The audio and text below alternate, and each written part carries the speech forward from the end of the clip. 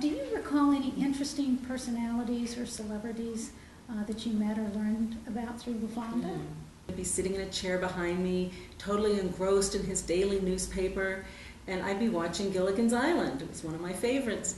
And one day, my father was at the hotel, and he knew everybody, and he was very proud at knowing everyone's name, and he made it a point to know.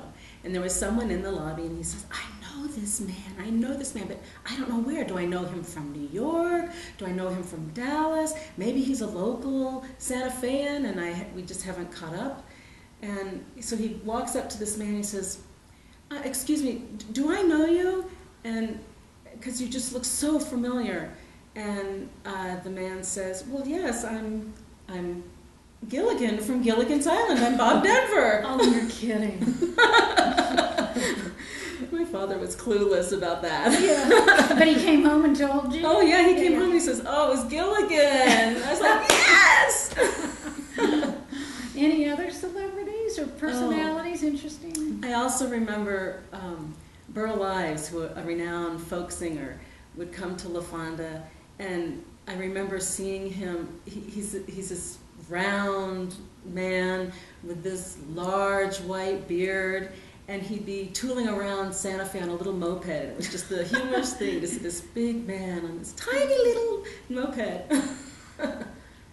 And how about Penina? Do you remember anybody? I do. Like Lenore mentioned, Sam would make a point of meeting people on his own initiative and inviting them home sometimes. And one of those guests was Joseph Heller, the author of Catch-22. We enjoyed a dinner at home. And there were many, many other actors, writers, artists. The one that I am sorry I missed so much was Stevie Wonder, who stayed at La Fonda for, I think, well over a week and had a mobile recording studio in a trailer and recorded an album here. Oh, wow.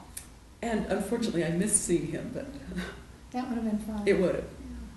I also remember one night my father coming home, and at the dinner table he looks at me, being a music therapist, and he'd say, there's a man named Aaron Copland staying at the hotel. And I'm like, Aaron Copland? Yes, the composer who made Appalachian Spring, my favorite piece. Is he here? And my father was so impressed and surprised that I knew who that was, because he had no clue.